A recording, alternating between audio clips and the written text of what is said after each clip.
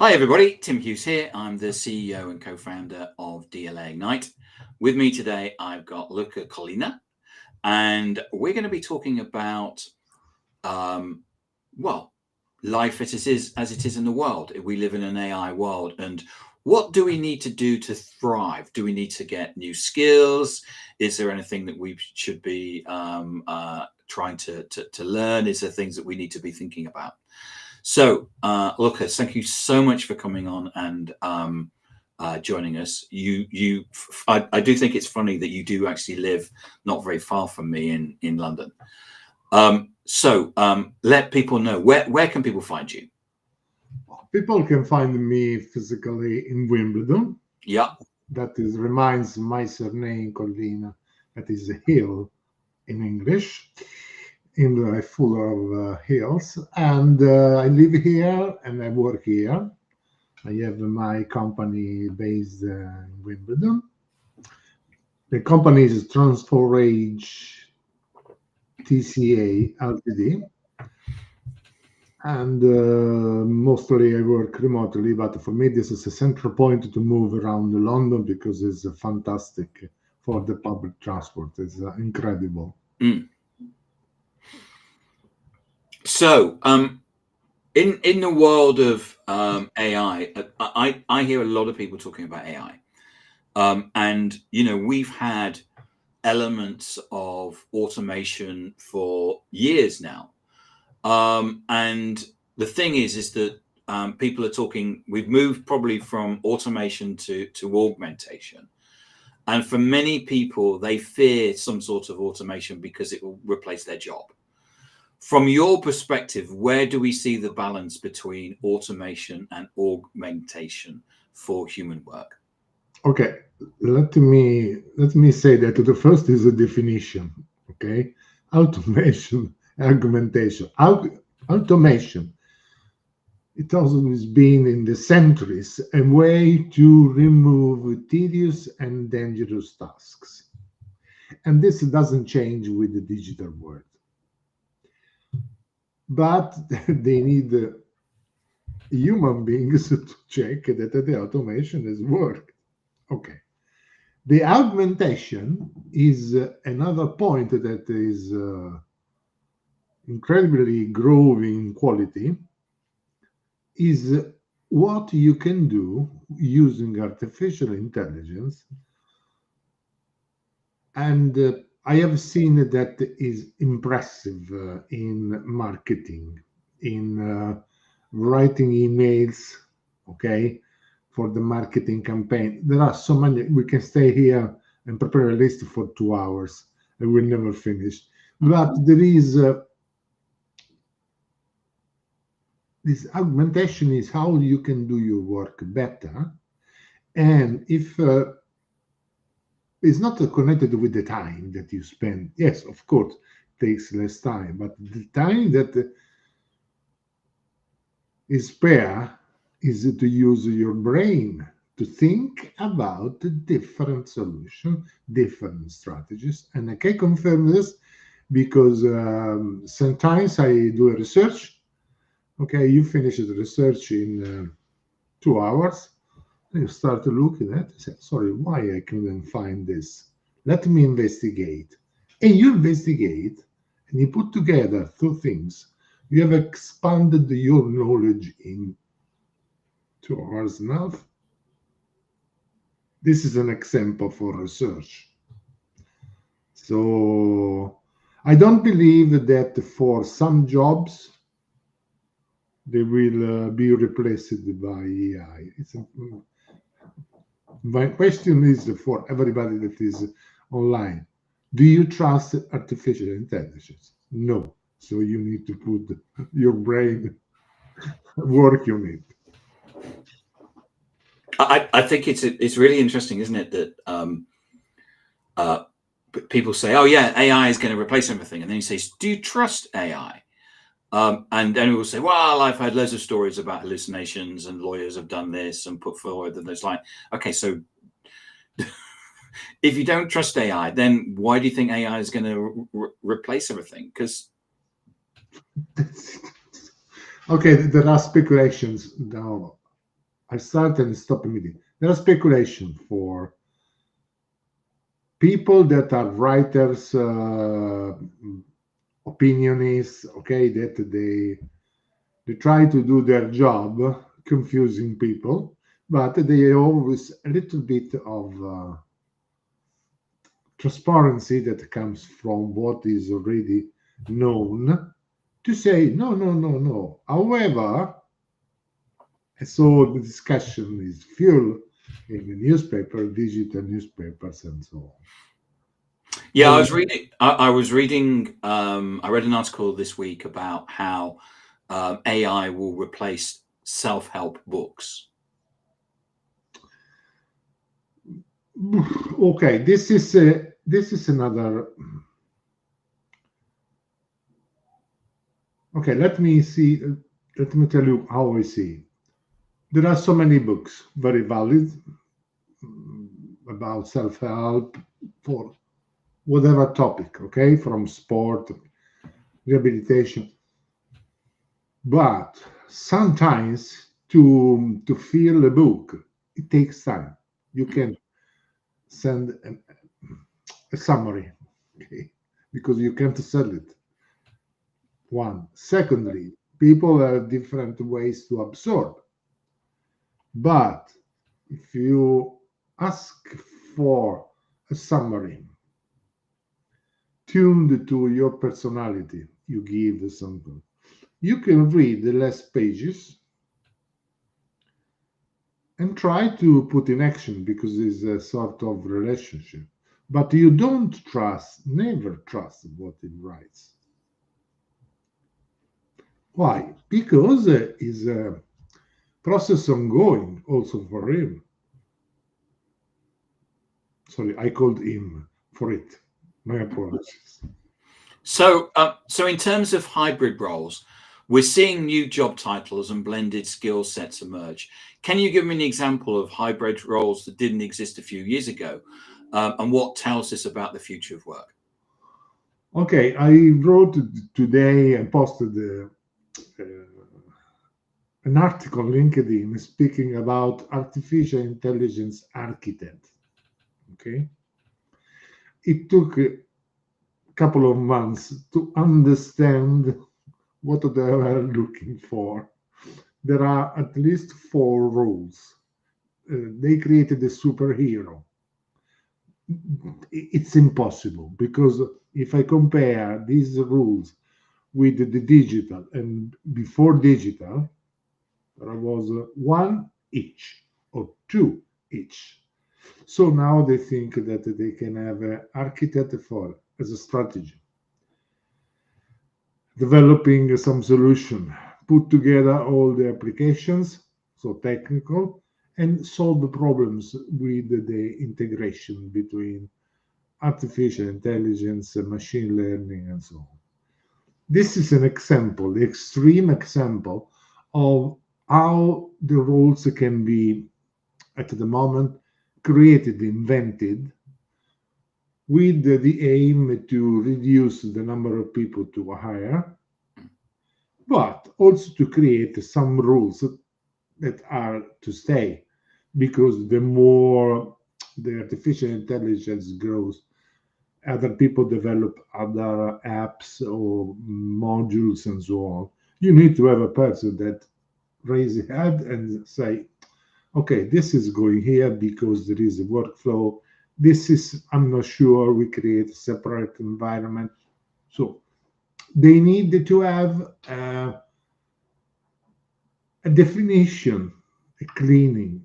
Is the most evident role because I received some job advertisement in on LinkedIn, and I can see that there is architect. I'm not an architect, but to see what they are looking for every time they change the job description. Architect is the brand to remember. So as machines take on more routine work, what human capabilities become more valuable, and how can organizations nurture them? without making any special distinction in the rules between departments, because it could be a wide topic and argument to discuss. You need to consider that any problem needs a solution. So problem solving is somehow like a seasoned person like me can, and you can, because of experience, right? But before I had made so many analyses, so many reports, discussions. So now the time is reduced a lot, so you can stimulate your brain for problem solving. I I confess that I tried to do it because I am creating simulators for my course. Mm. Okay, uh, it works for me because I started thinking about how many options, taking my time and asking it. Somebody, are you sure that we are not going there? Yeah. The answer was yes, no. Tell me why. When I received that information, I'm fine. I think I don't ask it to give me the solution because I feel jealous. I feel frustrated. I do it. Think about all the roles, also starting with the customer experience, customer management, where you have a robot that answers, which is fine. But then when you need to jump to a bigger problem, still Yep. your companies let you speak, chatting with human beings. So one of the things that we're going to I think going to need to do is we're going to need to look at workforce transformation. What should be the first step any organization looking to start their workforce transformation be in this AI era? Well, this is a part of my job. Firstly, why do you want to activate artificial intelligence? So the question here you must have advisor, because it's difficult for a person that is leaving a company to have clarity about what he wants. And here you define the goals. You start with four, and then you expand because they are connected. And then there is not the budget, this comes later, but there is the skills mapping. Okay, how and where people needs to be upskills, because they already have knowledge about something, or reskills. There are two different things, but you need to map. Yeah. Or you use a consultancy company or an advisor, or HR is involved, because for them this is also an experience to think about who they need to hire in the future, and then try to cover the gaps. And this is the first step. And in terms of the reskilling and upskilling, how should leaders design reskilling programs? So in effect, you're going to do an as is review of people and the to be view of people, and recognize that we're going to need to have different skills. So what do we need to do to actually to design reskilling programs that's going to not just theoretically move the needle, but actually, increase employee capability and, more importantly, confidence? Don't look, I make it simple now, it is not, but But please make it simple. I'm a simple person. you are not bad. When you have the gaps of skills, you connect to their duties. Their duties can be seen as a modification of their workflow. And the workflow is because you need to reach the goals. So it's a reversing process. You go back, and the risk is not to invent something new, because it happened to me 2 weeks ago. I was astonished. I said, sorry, we had a conversation about the goals. No, why did you change it? There is no economic and financial value. But I think that this is can be a brandy stuff.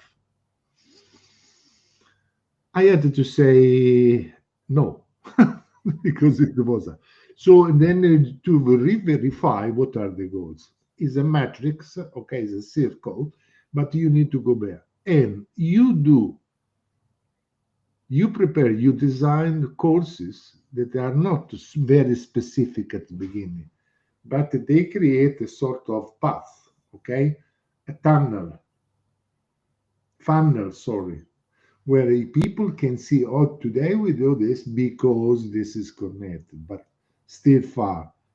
We do this because this is connected closer to what you do and what we are going to do, and so on until they have the metrics of their duties, but they have the goals that are in front of them. Doesn't mean that they need to be strategists. Mm. But remember that this never happened in 50 years when the people didn't know anything about strategy goals. Yeah. So that kind of moves on to my next question, which is not about strategy so much, but about measurement. Um, and so if anybody, if we're going to go to a CEO and say we want to do something about around AI, the CEO is probably going to say, what impact is that going to make on my business? And we can say, well, if you don't do anything, you're not going to exist, which is one way of approaching it. The other way is how do we actually measure success? Because in transformation, it's notoriously difficult. What metrics or indicators can we think best capture whether reskill or upskilling initiatives are working? In this case, coming also from digital transformation and change management, I can say that there are something that comes from change management.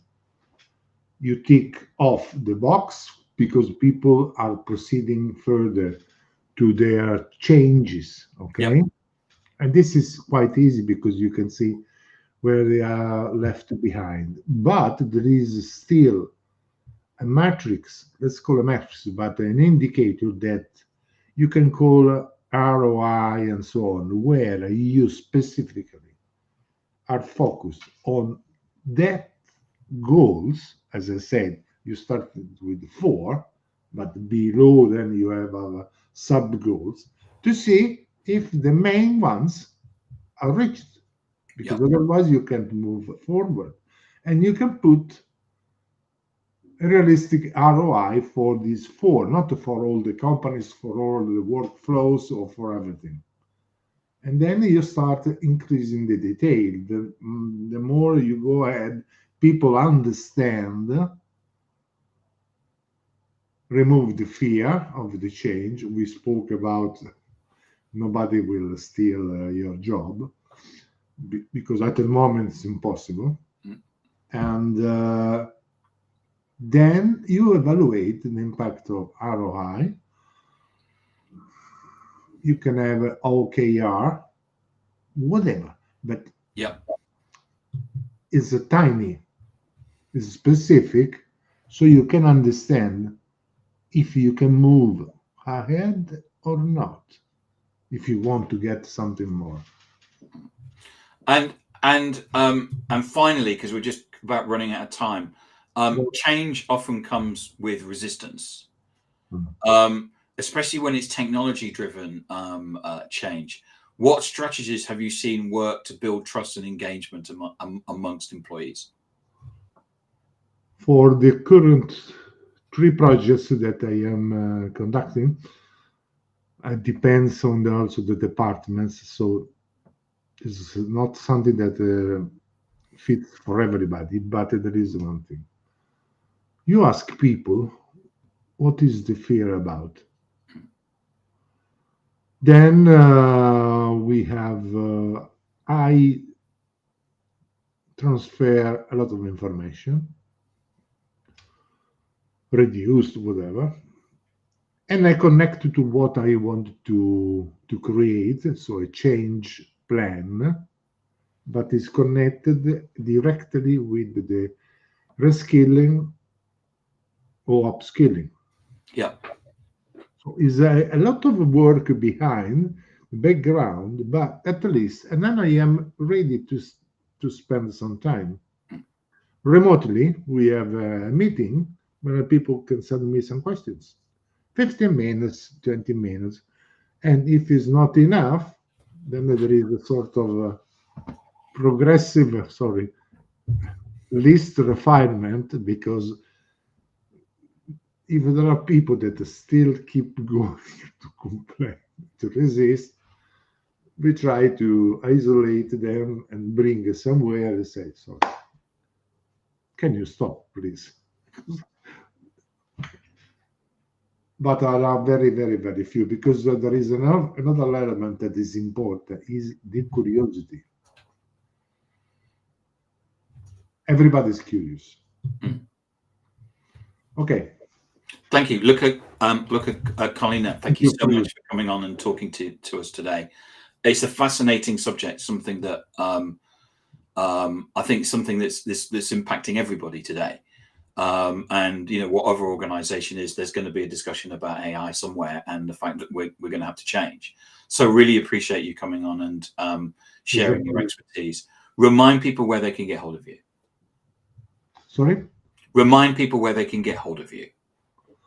Okay, I found I have my LinkedIn profile, and I will share soon the website on my LinkedIn profile. Excellent. And to subscribe my newsletter is not heavy pushing, is 2 times per week, because I have also to work. But if I can find something that it AI architect, I said stop. Now we write something, because I have received connections from these poor guys that have experienced 2 out of 4 of the tasks requires. Okay, so and we move on. Always a pleasure to be contacted on LinkedIn. Excellent.